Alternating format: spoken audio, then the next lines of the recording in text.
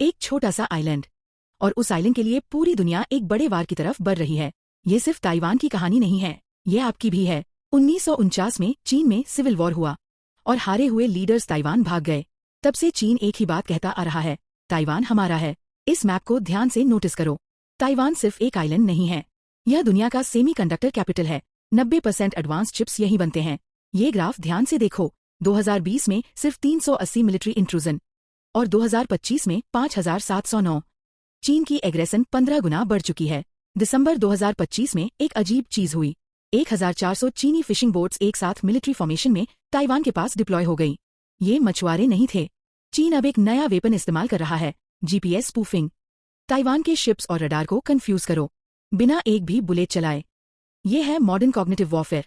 अगर इसे ध्यान से देखो, ट्रंप एक तरफ शी को अपना दोस्त कहते हैं और दूसरी तरफ ताइवान को $11 बिलियन का वेपन्स पैकेज भी देते हैं। कंफ्यूजिंग है ना? अब इसे भारत से कनेक्ट करते हैं। हमारे phone, laptop, cars, defence missiles सब ताइवान के चिप्स पर डिपेंडेंट हैं। अगर सप्लाई रुक गई तो? इस मैप को देखो, भारत का 55% ट्रेड साउथ चाइना सी से गुजरता है। अगर चीन ने यह रूट ब्लॉक किया तो पेट्रोल से लेकर मोबाइल तक सब महंगा हो जाएगा। इसीलिए भारत अब अपनी खुद की सेमीकंडक्टर इंडस्ट्री बिल्ड कर रहा है। ताइवान पर डिपेंडेंसी खत्म करना अब एक नेशनल प्रायोरिटी बन चुका है। ब्लूमबर्ग की रिपोर्ट कहती है, अगर ताइवान पर वार हुआ तो सिर्फ पहले साल में $10.6 ट्रिलियन डूब जाएंगे। कोविड से भी बड़ा इकोनॉमिक शॉक आएगा। शी का क्लियर टारगेट है 2049 तक ताइवान को चीन में मर्ज करना। तो सवाल यह नहीं कि वार होगा या नहीं, सवाल यह है कि कब होगा। यह सिर्फ ताइवान की लड़ाई नहीं है, यह पूरी दुनिया का फ्यूचर डिसाइड होगा।